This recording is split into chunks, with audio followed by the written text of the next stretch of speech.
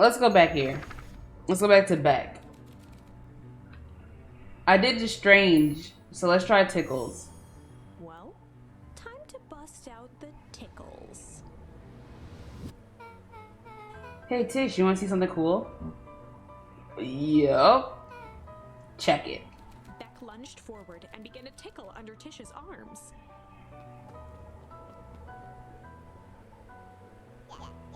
What the?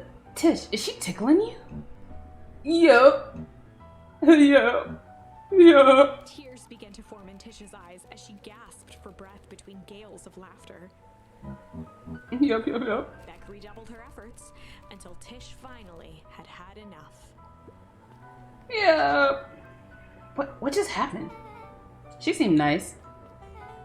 Sorry for the interruption. I think you were threatening us? Iggy's eyes darted around, a realization dawning on his face that he was now outnumbered. I just remembered. I have somewhere to be. Mm-hmm. See you around, new kid. Iggy kicked at the puddle before making his escape. No! What a little creep. Beck! I think you got a little ooze in your hair. Shook the ooze out of her hair as best as she could. Is it bad? It depends on what you're feeling about having a more mature, refined look. Oh god. That might not be good. Chapter 4. The Best Policy. Luca paused for a moment, catching his breath. He'd only just met Beck, and somehow he already managed to drag her into this mess. Hopefully he could make it up to her. This is just on her hair though. She could always cut it off.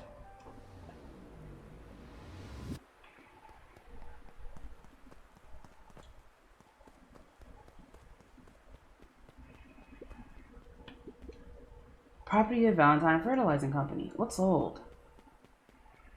Okay, so I have to go this way. Oh, Jesus. Luca, what the hell are you doing all the way out here? And why did the kid with gray hair just run past us in a panic? Roxy and Fitz looked drained.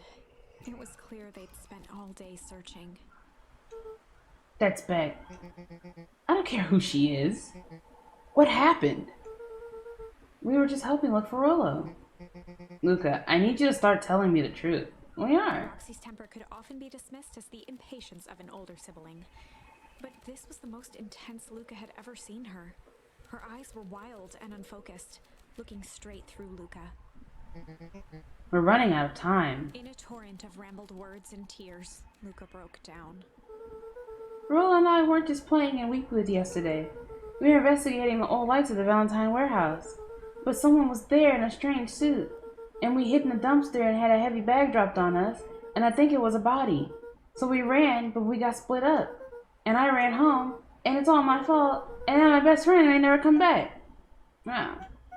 Just wow. Roxy, still exhausted and angry, softened briefly as her eyes hunted the ground in thought. With a determined sigh, she looked up at Luca. It's not your fault, Luca. Rollo's gonna be okay, I promise. Roxy drew herself up. I'm gonna fix this. Luca, go home. But I want to help. This is too dangerous for a kid. I can't just sit around. I have to do something. Roxy tried to think of the safest place to send Luca probably should have told her about the green ooze. You go back to that little treehouse you two like to play in. Wait there in case Rollo shows up. Sound like a plan? Luca wiped his cheeks and gave a quick nod. You did the right thing telling me the truth. Now scoot. So something gonna happen to Roxy? You really believe his story? What other option do we have? Things have been strange around here leading up to the festival. My dad has been acting weird lately. Well, weirder than normal. Looking into the puddle, Roxy rubbed her arms to warm up. Why is it so cold here? This place gives me the willies. Oh no, what's gonna happen to Roxy? Let me back in there. You bastards.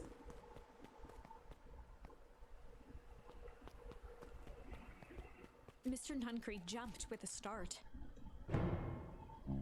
Whoa, don't sneak up down like an old fella there. Sorry. Who are you talking to? What? Luca motioned to the phone booth. Oh no. I just was checking because I thought I heard it ring. But the thing never does, of course.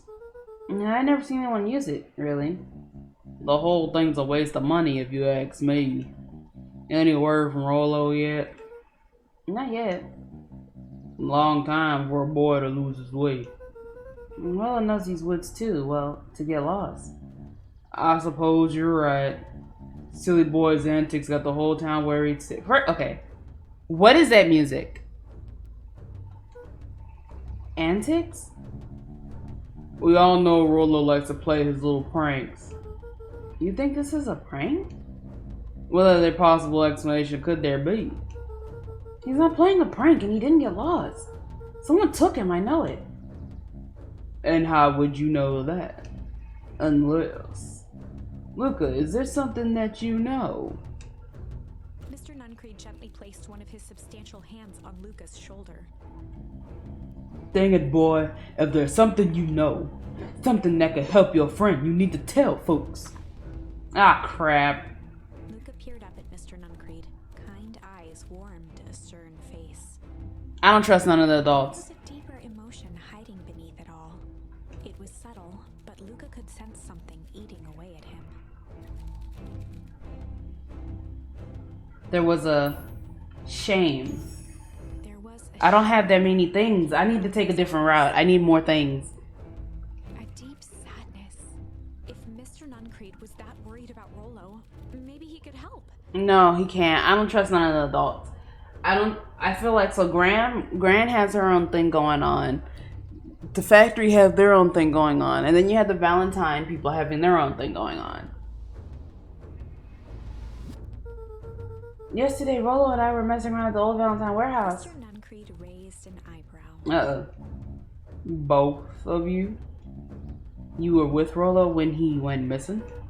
Not exactly. I was hiding in a dumpster. The dumpster. What were you doing in there? At first, we were just looking around. I don't like this music. I did not like this music. Then someone in a strange yellow suit came and dumped something on us. He's the dude in the yellow suit, isn't he? Because it's a big body person. And he works at a drugstore. We both got scared and ran. That was the last I saw of him. You got scared by some garbage? Well, that's why you don't go sulking in someone's dumpster. It wasn't garbage. I think it was a body. I'm sure it was just some trash. It must have been him. It must have been him in the hazmat suit.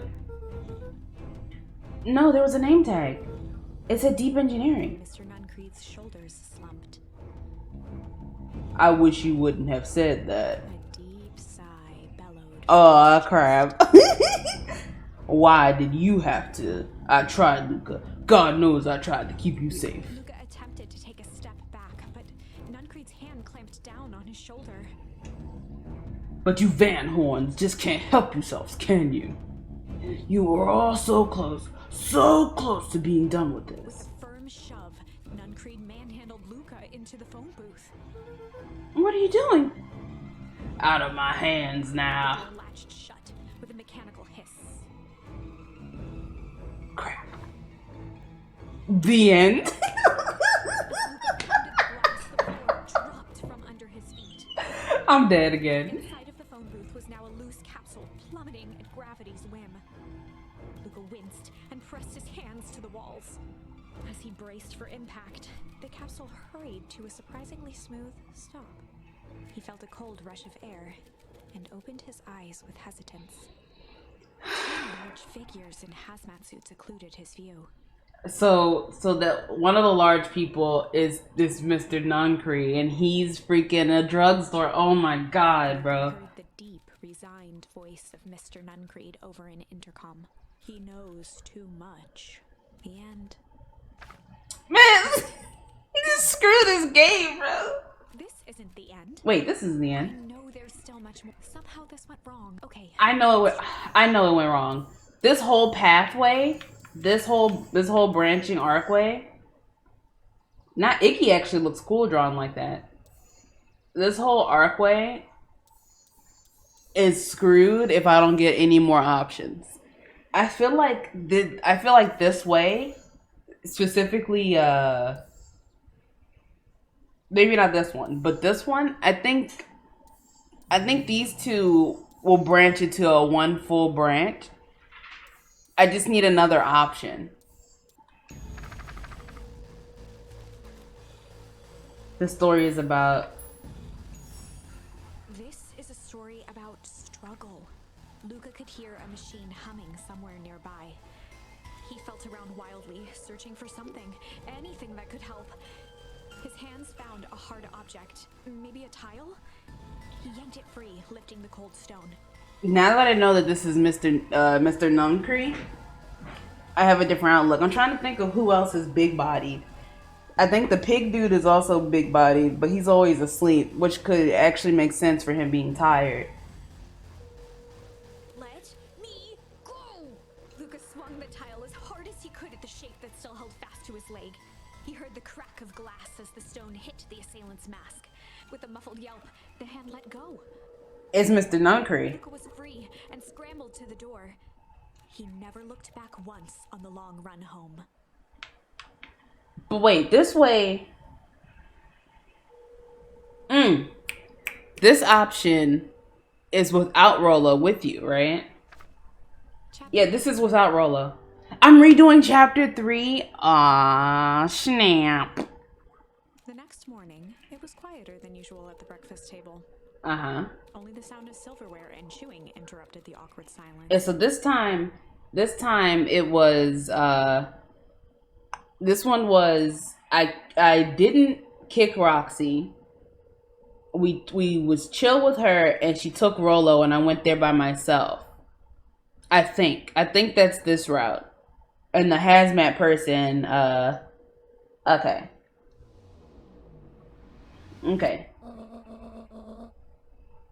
I just finished John a mess of jam last night. Uh-huh. So that'll need to be delivered into town today. Okay. So what did you and Rolo get up to yesterday?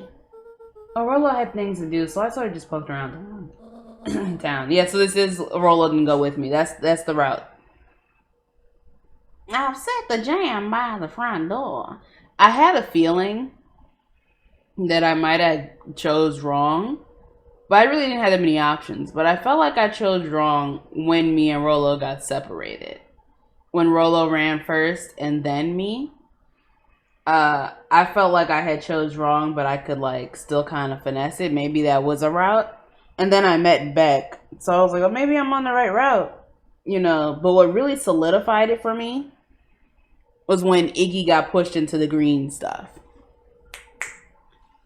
Iggy getting pushed, I think, was like, once you find out about that green ooze, I feel like that whole right side of the tree might be a bad side, because even if I had another choice for Nuncree or Iggy, well, with the Nuncree one, Roxy and her friend might have been in danger, and then with the one with the hyena, Mr. Kerr, I don't even know what could have happened with that one.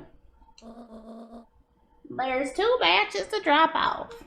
The one for Mr. Tolliver at the Bag and Wag. That's her accomplice.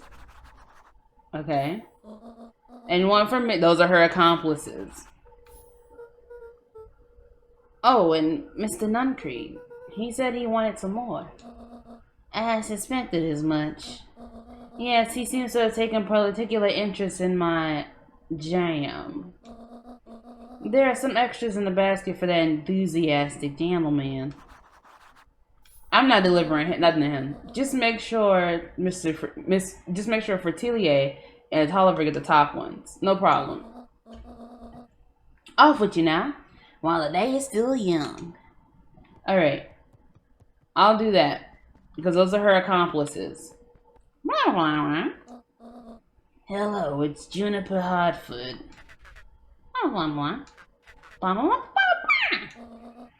Before you hang up, just hear me out. I have a business proposition. The simple matter is, we both have the same problem that needs solving. Very well, we can meet tonight.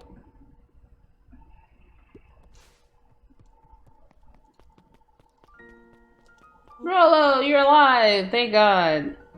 Okay. Sorry about yesterday. Roxy can be so annoying. But good news, no more boring chores for me today. Did you make it to the old Valentine warehouse? So, what did you find? Give me the dirt. Something happened. There was someone else there. What? Who was it? Was it aliens? I knew it would be aliens. No. Zombies? No. Alien zombies? What else could it be? Rolo, I gotta deliver these to town first. We can catch up after. Oh, is it a whole thing? Sounds like a whole thing. Yeah, we shouldn't talk about it here. Meet me at the treehouse tonight. I'm not sure what you mean by treehouse. Meet me at Mission Control. Roger that, Space Cadet. I like the cheerful music. I don't like that other. I think he's another hazmat person. You can tell those jerks. Doesn't matter how many boxes they pile up. I ain't moving. Okay. I got a lot of background things happening. Interesting that she's over here talking to these guys. Beck's not here yet. Mr. Wilder, I trust you have time to chat. Eris Valentine, oldest of Sharper Valentine's children, and heir to the Valentine fortune, had a way of making questions seem like demands. Certainly. What seems to be the problem? Mr. Wilder had learned to assume that if he was hearing from Eris, it was because she had taken issue with something he had put in the paper.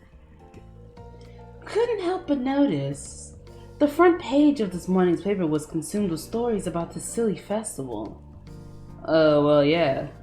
That's the news of the day. But there was no mention of the museum, nor the foundation through which it was endowed. I'm sorry, Miss Valentine. My readers are more interested in the town's future, rather than one family in particular. There was a time, Mr. Wilder, when the goings-on of my family was the only thing this town cared about. Well, things change, man. And you know, change is dangerous. If you finish that thought, I will make a monocle a permanent fixture of your anatomy. My apologies. Good day, Miss Valentine. Did I give you the impression this conversation was finished? Mr. Wilder averted his gaze and began to polish his monocle. Well, good day, Mr. Wilder. That's hilarious. Hey, Dawn. Hey, Dawn. Hey, Hugo, what's up? Dawn had dreams of becoming a big-time reporter. She's definitely gonna make it. At night, she searched for the story that could be her big break. By day, she hawked papers at the newsstand. They got you on the end delivery, eh? Yep. Hey, Dawn, have you noticed anything weird around town lately? What sort of weird things? Stuff going on at the old Valentine building. You might have said I've heard some things. But I'm working on a story right now. What's going on? Can't say quite sure. I still need to follow up on a few ideas. Keep me in the loop, okay? Sure thing. Have you seen the new kid around? You mean Beck, the best kid? The new kid? Yeah, came in from the big city. Both parents got jobs here too. But get this. One of them is working for William Kerr in the Perennial Harvest. And the other was working for Eris Valentine. And? The Valentine prevent the Pine Pine Pass. Perennial Farmers has positioned itself in the town's future. Must make things interesting for dinner conversations. I can imagine. That sounds stressful. There she is. Well, if it isn't my little favorite jam runner. Hey, Mrs. Fratelli. Look at you. She leaned forward and pinched Luca's cheek. You're all skin and bones. Your granny not feeding you? And she is just... I understand. You know, I taught your mama how to cook back in the day. You may not even remember, but you used to help her out all the time at dinner. I don't want to reminisce. See that picture over there? That you helping your mama back in the day. So cute running around your little apron taking orders. This whole situation breaks my heart. What happened with Eleanor? Break, okay, I got a new one. I got a feeling she's out there somewhere yearning to be with you again. She's probably under the town. Few things in this world could keep a mother from my son. Luca shifted the basket uncomfortably. Oh yes, let's see here. Mrs. Fratelli lifted the cloth and inspected. Fratelli. Ah, they even have my name on them. How thoughtful. She carefully lifted out her jars of jam. Tell your Graham hello for me, Luca. Will do.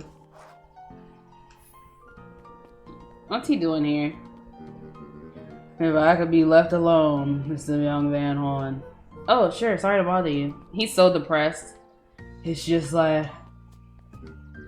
Mr. Kerr has asked me to make the opening speech at the festival. Me and a mayor and all, you might expect me to be a charismatic speaker. The truth is, I'm terribly nervous. I don't think I'm cut out for this sort of thing. Cut out for being mayor or cut out for being public speaker? Both, I suppose. I never really chose any of this. It's more of a duty to my family. For our legacy. Sounds like a heavy burden. His grandson is just like him. As for the festival you speak of... Oh, as for this festival, just speak for your heart. I'm sure it'll be great. Okay, he's done talking to me? Oh, no, go back in there. I gotta inspect some stuff. There might be stuff in here, you know.